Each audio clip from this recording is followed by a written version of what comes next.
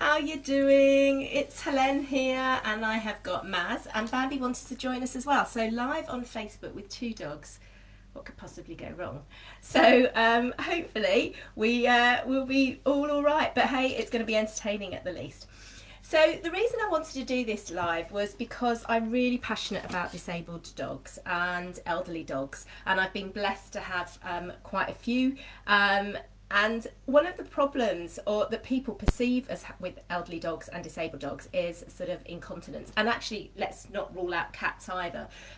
Elderly cats, disabled cats as well. And in actual fact, it's really easy to manage with a few good products and some organisation. And what I hope to be able to explain to you on the live tonight is how you can use stuff, how to be a little bit organised, and hopefully sort of reassure you that it's really quite easy to manage, and maybe give you some tips as well if you're already struggling with an elderly dog or a disabled dog. So first of all, just to introduce myself, I'm an A&E doctor, and I work in an inner city hospital. And my passion though is animals. I always has been for as long as I can live, particularly doggies, and I've got 6 dogs. 3 are disabled, so Maz and Bambi, and then I've got a blind dog Inca, and then I have 3 Springer Spaniels. And I also have a cat and a bunny, so they may make an appearance later as well. But I've had dogs for as long as I can really remember, and been very, very blessed to have some beautiful elderly dogs and some beautiful disabled dogs who've basically sort of pretty much taught me everything that I'm passionate about. So let me just introduce Maz, who's hiding. You're going to say hello. So Maz is a very wonderful dog. He's really quite amazing. He's from Afghanistan. He was basically in a town called Mazar-e-Sharif, which is in northwest Afghanistan, which is why he's called Maz, because when he got rescued he was just known as the Mazar dog. And at some point, probably about 8 years ago, he got hit by a vehicle, and it severely damaged his pelvis and his legs. But he didn't get any treatment for it. He was just left to fend for himself on the streets. And so his pelvis fused, his legs fused, all stuck out in front of him. And, but he used to scuttle around like that. And there was a vet was visiting the local area called Dr. Susan, who does lots of outreach projects there. And she saw Maz. She'd gone to something at a vet lab that knew Maz, and they weren't able to give him sort of any, they let him sort of have some shelter there, but they couldn't do anything to help him. And Dr. Susan was like just amazed, because she saw this dog lying down, and then he got up, and she couldn't believe how well he managed despite having these sort of fixed and fused legs stuck out in front of him. And for the rest of the visit he was like her host, and she was like saying, she'd see if she could do something to help him. So she got in touch with my friend Louise, who was in Kabul in Afghanistan and rescuing animals, all kinds, dogs, cats, donkeys, you name it, and said, could you help? And Louise was like, yeah, of course. So basically the next thing Maz knows is in a taxi, about a 7-hour taxi drive to Kabul, to meet Louise for the first time. And Louise set about looking at how she could help Maz. And she looked at prosthetics, but it wasn't an option because he doesn't have any working bits of pelvis or leg. It was all just completely sort of mushed. And he'd been, like I said, he'd been like that for about 2 years. So the decision was made to amputate his legs. And it was actually a very complicated operation, because they expected it to be an hour and a half to take off both legs, but because everything had mushed together and all the blood vessels had fused inside the bones, it actually took 4 hours to get one leg off, and then they had to do a second operation to get the next one off.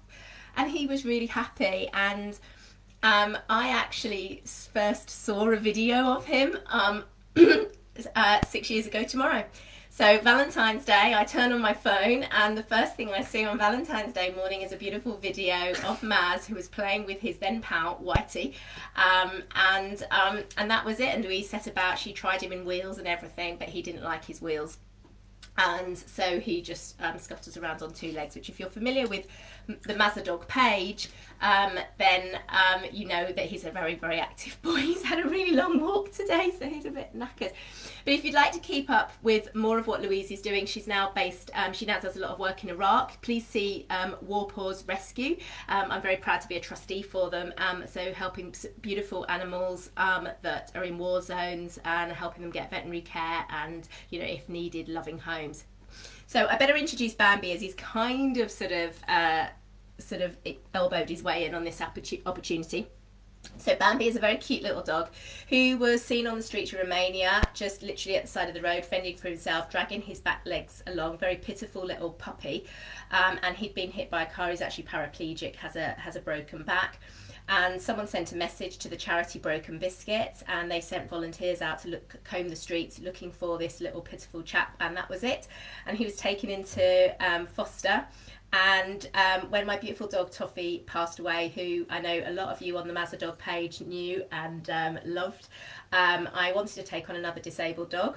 And it was you, wasn't it, who actually arrived with me on Toffee's birthday, so it was really much meant to be. So we digress. Bambi isn't really incontinent, he's paraplegic, so he actually retains urine, and that's a bit of another story. But let's talk about Maz. So Mazzy, basically, when he moves, he pees. When he lies down, he pees. So he doesn't always dribble, which is typical of some dogs with incontinence, but he will dribble as he moves around the house or just out on walks. If he's wearing a coat, it will get covered in urine. I do void his bladder before going in a vehicle, but as soon as it starts to fill up, it's going to dribble out as he moves, because everything's a bit in disarray in his pelvis. So incontinence really is just the inability to hold urine and have sort of control over it. And it can affect so many dogs for a variety of different reasons. Female dogs are more likely to get it because of changes in estrogen levels and things like that. But any dog can suffer it. And it can be the result of trauma, as in the case of sort of Maz. It can be neurological problems. It can be just as they're getting elderly and the muscles don't have the same elasticity to them. It can be due to infection as well. And so I really sort of urge you, if you do have a dog that suddenly started to become incontinent, that you go to your vets immediately, because, in a lot of cases, infections are quite easy to treat if they're caught early enough, but there's also a lot of treatment that can be done for different forms of incontinence as well. Some medications that are really effective. I do a lot of natural remedies. I'm a doctor. I'm also sort of very into sort of an integrative approach as well, so I use a lot of different remedies for my dogs. So if you'd like that to explore that, do get in touch. I do everything really, so trying to find different ways. I'm very into holistic medicine, so really important. And why is it so important? Well, for a start, it's an infection risk, because obviously, urine, it can attract the flies, but also urine and poo. Obviously, let's not just talk about urine, let's talk about poo as well. But urine and feces can actually cause horrendous scalds to the body if it's left there and not treated. And working as a doctor, I see elderly patients come in all the time who have fallen over at home and been sadly sort of left there. They've not been able to get help for several days, and they come in and they are just, they've got sores on from the urine, from the feces, and it's just absolutely, it's so very sad. And I do urge you, if you have got elderly relatives who live on their own, do get them a pendant alarm and do make sure they wear it, because things like that can make such a massive difference. But yes, so it can cause an infection, but also it can cause these awful wounds, and then obviously they get infected and they can take a really long time to heal. When my beautiful dog Toffee first had her accident, she was being walked by some friends when she was just a puppy. She was just a year just before her first birthday, and she got hit by a car. She was taken to a local vet that was near where she was walked. So not my wonderful vets where I am, but she was in there for 3 days before she had to be transferred to a specialist. And while she was in there, she got a really bad urine scald that was about that big on her buttock. It was absolutely appalling. She was in a specialist vet for 2 weeks and came home with me, and that scald was still very big and needing healing. So that's how long they last. They take ages to heal, and then they obviously can get infected. So it's really important that you don't let the urine stay on their body, and manage it in some way. And obviously it's uncomfortable for the dogs. They like to be clean. I say that sort of with a laugh, because I've got Springers who love nothing better than to roll in the mud, or Rowan who likes to roll in poo, and Bambi is a little mini Rowan, so he likes to follow his brother. Do you like rolling in the mud as well, don't you? But he likes to roll in the earth actually. So but generally they don't want to be lying there with poo or wee sort of coated in them. So I'm just going to explain really about how you can manage it. So the first thing is it's really important to wash them and use appropriate products. And I've actually been washing my dogs daily for many years. I never have any problems. As you can see, they've all got beautiful glossy coats. These guys are washed every day as well. Beautiful glossy coats, no problems with their skin or anything. Toffee was an elderly dog, never had any problem with her skin. My beautiful Paddington, he needed, towards the end of his life, he was suffering with some fecal incontinence, and I used to have to avoid his urine. Again, never any problems with his skin, and it's all about using the right products and being careful. So I actually have a tin bath in the garden. It was one of the best purchases I ever got at Crufts with my mum, and it's a massive full-size tin bath you could go in, and I have a hot and cold feed, and just having those two things really makes a massive difference to being able to manage it really quickly. Not such a problem with Paddington because I could just put him in the sink, but obviously if you get a bit of a bigger dog, it can be a bit difficult. But having a bath, even just if a baby's bath, if you've got a smaller dog, so I will pop them in the bath. And let them, just soak in there for, it's warm, soak in there for maybe just 5 minutes. If especially really useful if they've got poo stuck to them, that will just soften the poo and help it to be removed.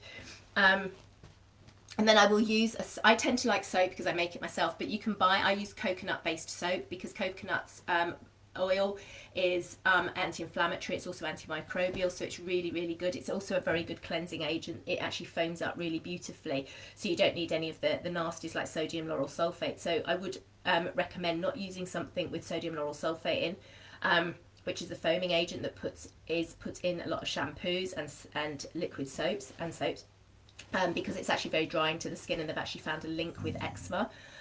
So I just use soap, like just a very good coconut oil based soap, and then just wash them in the relevant areas. Sometimes if I'm using some kind of shower gel shampoo, I tend to use my own shampoo actually, I might use a sponge or one of these mitts. If you can see, this is actually something you use for drying, but it's got like noodles on it, but it's really good for really getting into the hair and getting them really clean, especially around the bottom area if they've got poo stuck to them. But once you've soaked it, just even for 5 minutes, it's really easy to manage. And I mean, I usually finish work at 2 or 3 in the morning, so it's all about routine. So come in, let the dogs out, get sort of Bambi and Maz, or like as it was Toffee, check what's happened, get the bath water running, pop them in the bath, 5 minutes. It really is a very quick procedure, and I used to have to do that.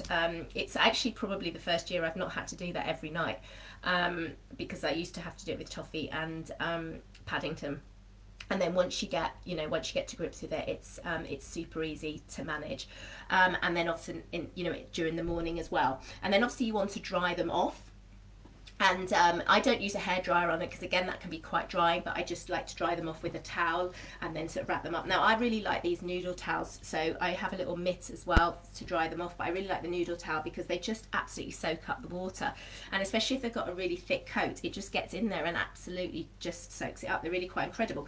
The downside to these towels is they take absolutely ages to dry. So when I go away in my camper van for my canicross competitions, which remember when we used to be going to do that, they take too long to dry. So I use these microfiber towels, which you can get. If you're familiar with going to Crufts, you always see these on the stalls in like the blue and the orange.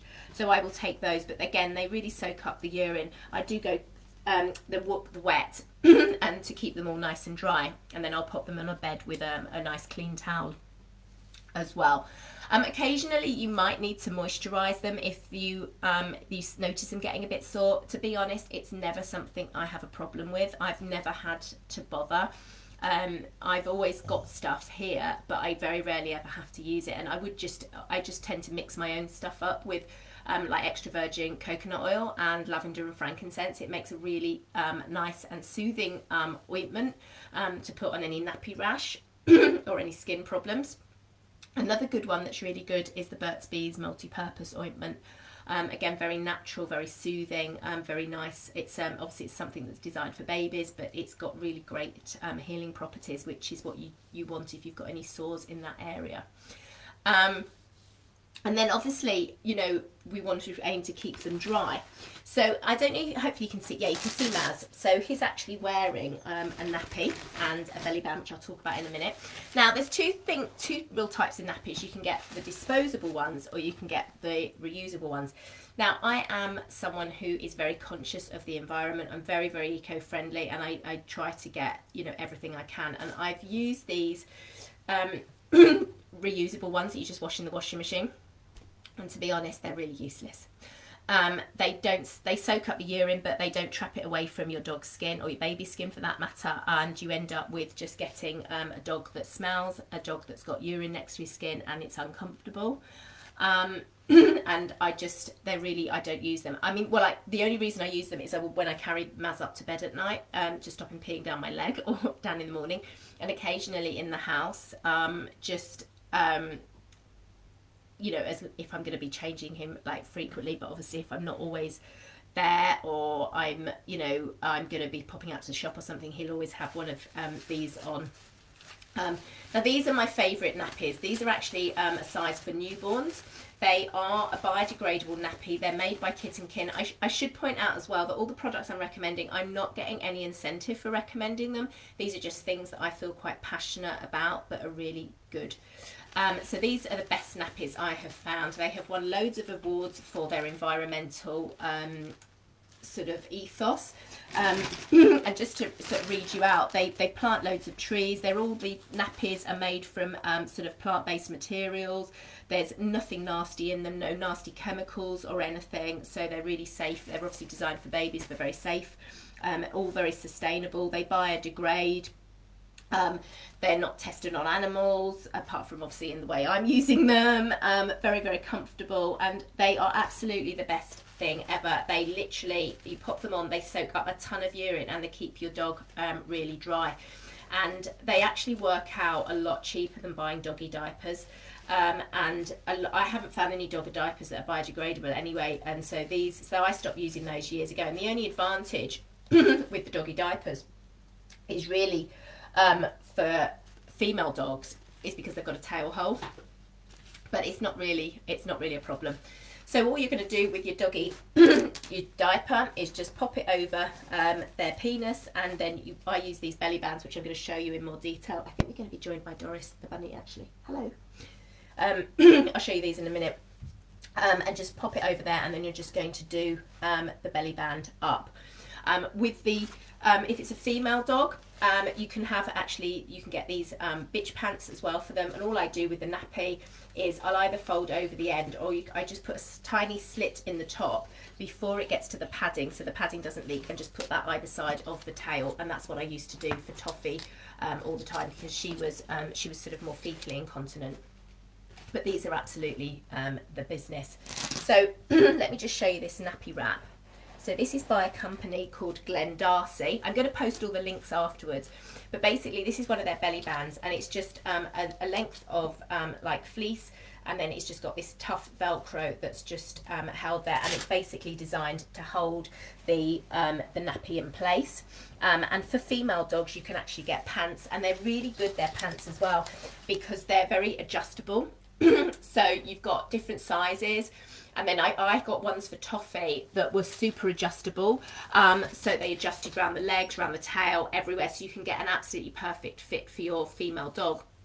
And Toffee's main problem was actually fecal incontinence, and I used them just when I was going for work, because I didn't want to get home from work, and it wasn't about the mess, it was just I didn't want my poor girl lying in feces, because obviously as she'd move around in the bed it would all get squished, and she just hated being dirty. I mean, Toffee was an absolute queen. I always liken her to the Dowager Duchess of Downton Abbey. She was just really very regal.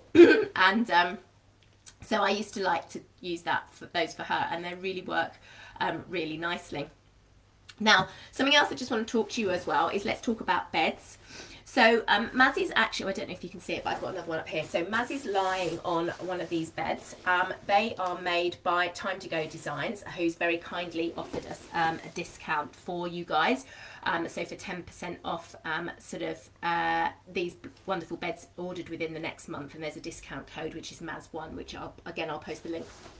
But I got these beds from her first of all for my camper van, and they're all memory foam, and she can do custom sizes, and they're really they have like you can get removable covers. So I got the removable cover. Both covers, both the inner and the outer, is waterproof, and they are just absolutely fantastic. They are so wipe clean, it's amazing. So like I said, I got them from my camper van, and then I was like, why haven't I got them in my house? Because I had beds in the house that had removable covers, but you know, if Maz pulled his nappy off, which he does do occasionally, and then wheeze on the floor, it would always soak into the bed. And then I've got, like, you know, I've got to put all the insides of the comfy bed in the washing machine. It takes ages to dry, so it's just an absolute nightmare. And these beds absolutely solve the problem. And so they're really super easy. I hardly ever actually wash well, I wouldn't say hardly ever, but probably, you know, every couple of weeks. But the great thing is they're just so easy to wipe clean. And then what I use, I use these little fleecy double-sided blankets. So I change these every day, and I just pop them, they're on downstairs, I just pop them in the wash, so it's really easy if either of them poo or wee on them. And you can get them, these beautiful fleecy blankets, from Storm Flower Snugs. So I'll post the link on there as well. But they're really, really handy to just have as an extra cover. So it just takes the hassle out, because sometimes, you know, if you've got a bit of a squishy poo or a bit of, you know, extra wee, you know, it's all about maximising your time. You know, I'm busy, I get home at like 3 in the morning. You know, it's really easy for me to just throw a fleece cover into the washing machine, and you know, and obviously then, you know, once it's soaked through the fleece and it's gone on here, it's not gone into the main padding of the bed, so I just need to wipe it down. So it just makes everything so simple. And I just use this little I have a little deodorizing spray I make with an essential oil blend I sell called Purify, and I just squirts that on, wipe it clean, and then it's just absolutely job's done. Takes me literally a couple of minutes. And then at night, what I use these wet dog mats. They're by a company called Jacob's Den, and the reason I use them at night is so that Maz doesn't have to wear a nappy at night. It just gives his nether regions a chance to breathe. He doesn't wear one when he's outside in the garden or on walks or anything like that. I just let him have a bit of air there, which is also good. You know, again, if you have got any problems with infection, you know, broken down skin, it's usually because of the dampness as well. That's what I see with kids all the time when I do paediatric A&E, is the nappy rash. And it's really about prevention, using really good quality products like really good nappies that will keep the moisture away, using a nice soothing cream like the Burt's Bees or the or coconut oil, and lavender and frankincense, washing your dog so it's not scalding, you know, the urine or poo's not scalding them, and drying them off, and then also letting them air dry, because you don't want the dampness. That's why it's really important as well to make sure their nappies are changed regularly. So at night, so they have these ones by Jacob's Den, who it's fleece, and then inside it has this microfiber inner, so that it literally just soaks the urine up away. So it's, you know, it's super easy to manage, and you don't have to use the nappies. But again, these are something that I never take camping with me, because they just take too long to dry. So these, if they're wet, I just, you know, and he's weed in the night, I just pop them in the washing machine. But obviously when I'm camping, it's just going to smell. So that's where I always, that's where I really started using fleecy blankets, just because it made it so much easier to just give them a quick rinse, and then dry them over my little windbreak out by the camper van. So I hope that's sort of told you a bit about how to manage doggy incontinence. If you've got any questions, do shout. I should have said that at the beginning, but do, you know, I will check and answer any comments. But I've tried to think of all the things that I've used that I've found really useful over the years. And I just urge you to just, it is really easy to manage, and it is really just about having sort of the right products and the right organisation and a bit of a sense of humour. Because I mean, I do get home at 3 in the morning sometimes, and I'm often met. So one of the things, Rowan and Maz are just a complete tag team. And so Rowan has met me before at the back door with Maz's nappy in his mouth. And I'm like, oh, okay. Thank you, Rowan. And then the next thing, he actually fetches me the mop. He's done this completely off his own bat, and he just is like, yeah, you need that now. And I'm like, yeah, I do. But you know, with a little bit of organisation, it's really not too much of a problem. It's just about getting into a routine, and you know, just don't let it put you off. Don't let it put you off managing an elderly dog, or thinking about adopting an elderly dog or a disabled dog, because they are so much fun. They're so, you know, they're just amazing. You know, these animals are just absolutely amazing. And you know, I've been really blessed to have so many of my beautiful animals that have needed a few extra little bits of care, but it's been easy. And to be honest, these two guys are actually a lot easier to manage than the Springers. Well, actually, apart from Bambi, because he does roll in fox poo sometimes because he likes to copy Rowan. But they are sort of a lot easier to manage in many, many ways. So don't let sort of a bit of wee and poo put you off adopting them. So take care, everyone. Stay safe, stay well, and do shout if you have any questions. Bye. You're going to say goodbye, Maz? He's going to wave. Bye.